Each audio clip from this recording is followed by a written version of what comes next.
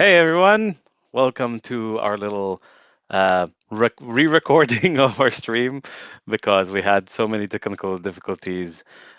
We had to record it offline and re-upload it. Thank you for everybody who joined there and was like, "What's happening?" So now, sadly, Lucas can't make it. Christmas and all of that. So it'll just be me and Daniel. So hi, I'm Dav, what is it? Founder, director of Mammoth Factory, and this is Daniel. Never know how to introduce myself. Daniel, head writer, co-owner of Mammoth Factory. We Hey there, are people. two out of three people who make this little company, this little game studio, and we are here to introduce to you Draconic Legion and its amazing little adventure. So, without further ado, Daniel. War! The armies of the Drakari Ascendancy, a vast dragon-ruled empire, scour the lands, carving their way with fire and steel. They encircle and isolate cities while burning surrounding villages, as though trying to root out some mysterious corruption. So far, their advance has been unstoppable. But the winds of war are shifting, and a small band of adventurers are nearing the city of River's End with a most precious cargo. To keep it safe, they will have to defend the walls of River's End and survive the Smokestorm siege. Ooh, very cool, very cool. So, Draconic Legion is our second chapter out of a three-chapter campaign that is hmm four collections. It's called The Immortal Flame. That's the whole book. It will be a Kickstarter at some point. The first chapter was called Dracolings. Dracolings, our previous Mammoth Monthly, you can check that out. We cover that adventure. So these adventures can be used as their own thing or as a standalone thing. So Draconic Legion, as its own standalone adventure, but is also part of this campaign. It starts when you're in the Sinking Hills. In the Sinking Hills, it's this kind of ancient, not ancient. A couple of hundred years ago, there was the Great Arcane Wars, and the kind of leftover insanely magical residue from that war has created many areas that are unstable. One of them is called the Sinking Hills, where our players are continuing or starting this adventure. In this adventure, they just where we left off, they just end up with this this dragon egg that they were transporting from Karadu to a place called River's End, and in that, so they have this dragon egg and it hatches, and the this kind of magical leftover magic residue that is called tar in this setting, it is imbued into this dragon. So, but this dragon is embedding itself onto one of the players, and it's kind of a strange feeling where you have this pet that is a dragon, where you're fighting against a dragon empire, and you're like, what is happening? Why do we have this dragon?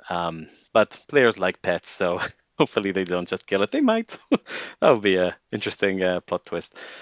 So they're in the Sinking Hills, and as they get out of the Sinking Hills with a baby dragon, they see a village in the distance that there is like some smoking fire, and it's on the way to River's End, and hopefully they give a damn about the population, so they go and see what's going on there. And as they're doing this kind of skill challenge to get to the village, a whole kind of different scene kind of erupts where you shift perspective as a DM, and you give the player suddenly you're not your players anymore. Now you're playing random villagers. So as villagers, you give them different stat blocks. They're kind of like very simple, you know. The men have gone to war kind of thing. So it's women, children, and old people, or people who have lost an arm or something like that. And from their perspective, you build up the relations a little bit between the different characters in the village, and the DM explains to the players a little bit who they are and what the interpersonal relations are, and then so that the players relate kind of quickly to the. But it's nice to suddenly play like normal people, right? And as you're playing normal people, an ascendant, which is this large dragon-born, like technically large base, right, lands from the sky and starts burning the place down, calling them infected and unworthy. And what would you be calling them? probably Abominations, that kind of thing. abominations. Yeah, Anathema. yeah, exactly. And it's not really clear why, because uh, this how do you say, this invading force of this dragon empire, they are lawful good. So why would they be killing innocent, helpless people? It's a bit strange, and it should kind of raise some question marks. As he's killing all the villagers, you get as a DM to just slaughter the player characters in their villager form, and then slowly the players start to arrive. Right, so there's this kind of interesting fight of like you die and then your player characters arrives. Right, so it's fun. And then they investigate the village and they find someone has been messing with the water source, which is infecting the people, and that kind of thing, maybe depending how you roll in your investigation. Um, and then after you fight the ascendant, he either escapes or you manage to kill him, and you can learn some things. And then basically the players face an option to either go through to rivers and through a forest or through a canyon. Depending if they manage to save villagers or not, they get different kind of information. And Daniel, please take let us know what happens in this canyon and what happens in this forest. Yeah, so the canyon is the option that the villagers will like a bit more because it's like the main road right towards River's End. Okay, running between like a bunch of mountains, and the thing is, the villagers are kind of wrong here because the Drakari, the Ascendancy, right? They are encircling River's End at the moment, and they have set up a bunch of patrols made up of auxiliars, which are like humans that serve the Dragon Empire, right? Um, and so there's all these archers and a kind of sharpshooter that are like stationed on the sides of this big canyon. And the idea is the players basically have a chance to either stealth through or do what players do and tear everything apart like on their way through, right? They can kind of get some information there.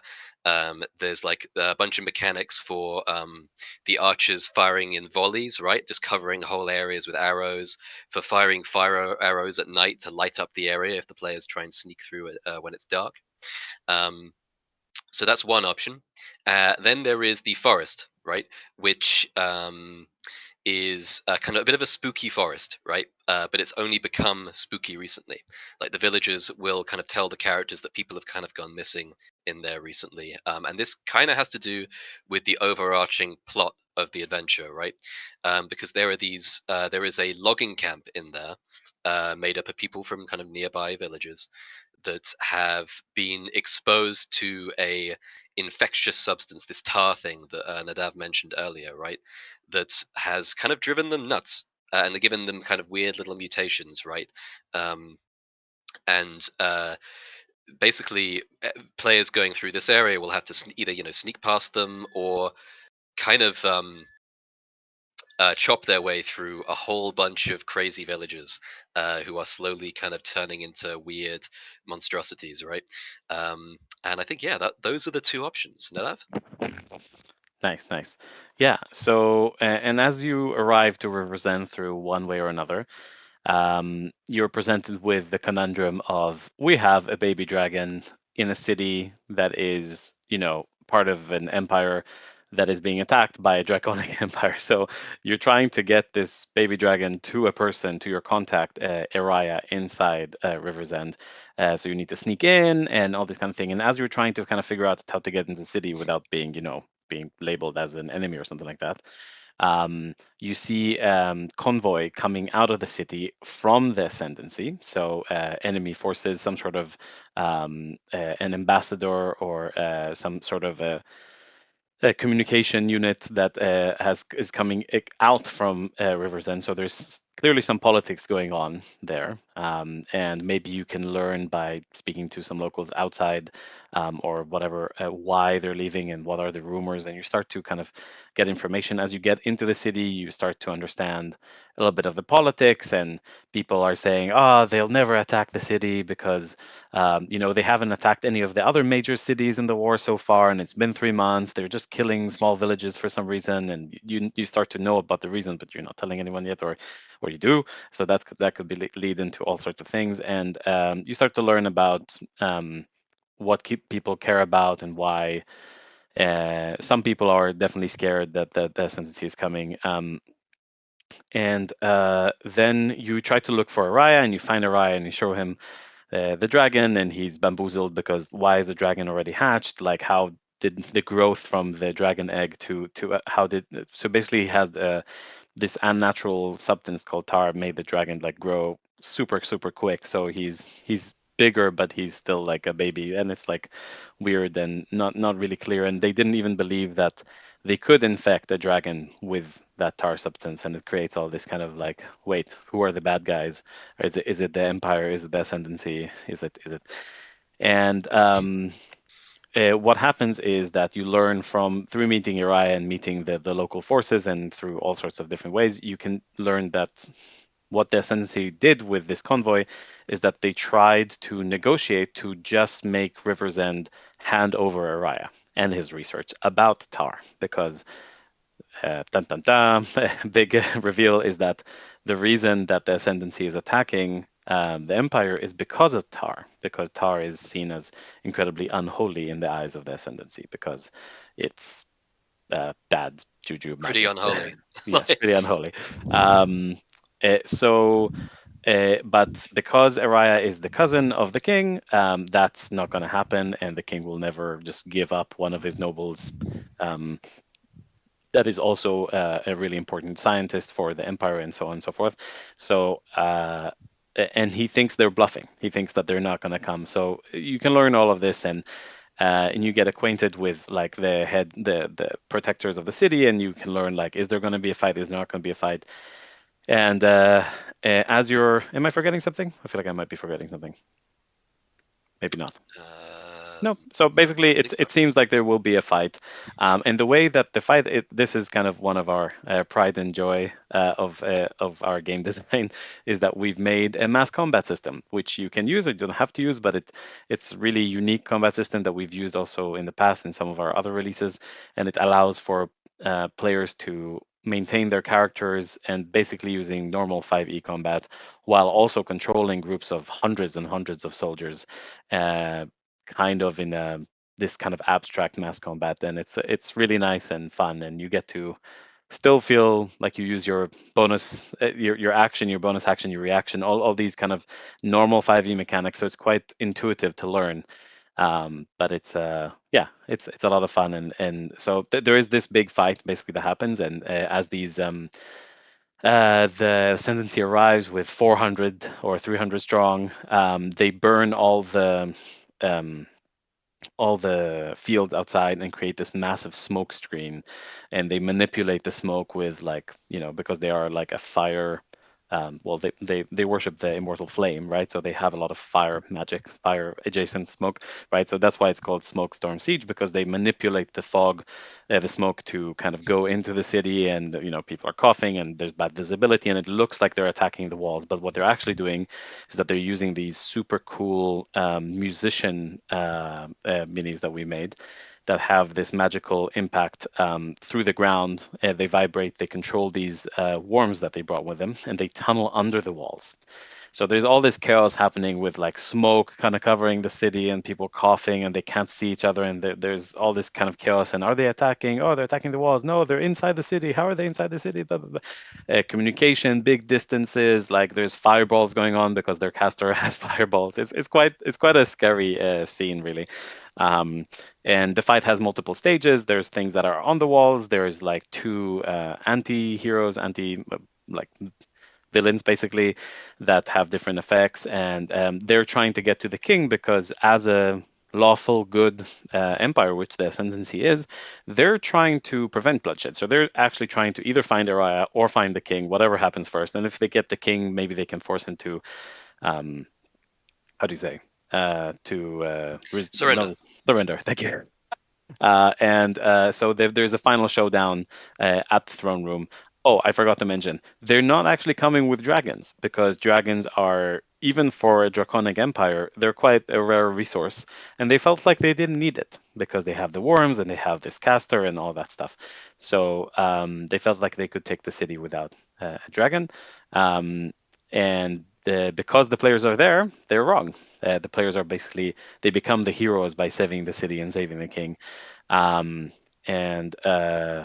yeah, as they go to sleep and they save the king, they're heroes, but it's quite a somber kind of win because there's a lot of dead people, and there's celebration, but it's also a lot of death because it's really a big fight, and it's also a big realization for the main arc for the campaign, because it's like, oh my god, they are attacking cities, and this is real war. It's not just like some weird something going on. Like there is, yeah, why did they attack us? Was it worth it? Did they do the right thing? Should we blame the king because he was just protecting his cousin? Like there's all this kind of politics and rumors and questions that people will start asking themselves, and people are running away. Speaking of running away, your contact Araya is running away because the whole war is about him, and his research is so important for the um, turnout of the war, that he's running away to protect his research because he actually thinks that the fate of the war is in his hands. So he runs away and leaves you a book explaining all about tar and tar experiments and why it's important and how they should use it and why they're even doing it. Kind of. Some of it is left. Most of it has to do with the next arc, really. So if you're playing this as a one shot, it's not really relevant. Um, but yeah, he escapes. And then as they go to sleep, everything seems like, oh, thank God we did the big fight. We won in the morning. The bells start ringing really, really loudly as scouts have informed of a big shadow in the sky, as in the far distance, maybe miles and miles away, they've communicated through smokes and all these kind of signals that an adult dragon is coming over to the city, which is basically what happens when you do something and you piss off the ascendancy. They send a big dragon, so and then the players do get to fight an adult dragon, which is at level 6. It's a I pretty believe it's at challenging level 6. Yeah, yeah. yeah, really challenging fight. Really interesting.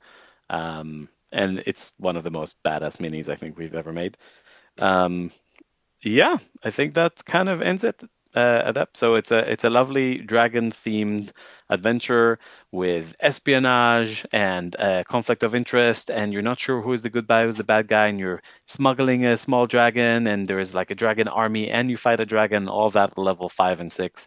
Um, it's needless to say, there's a lot in there, and it's fun. It was really fun to play this, to be honest. Um, that's kind of it, right? I believe it is. Yeah. Okay. Well, let us know if you have any questions on our Discord or in the doobly doo.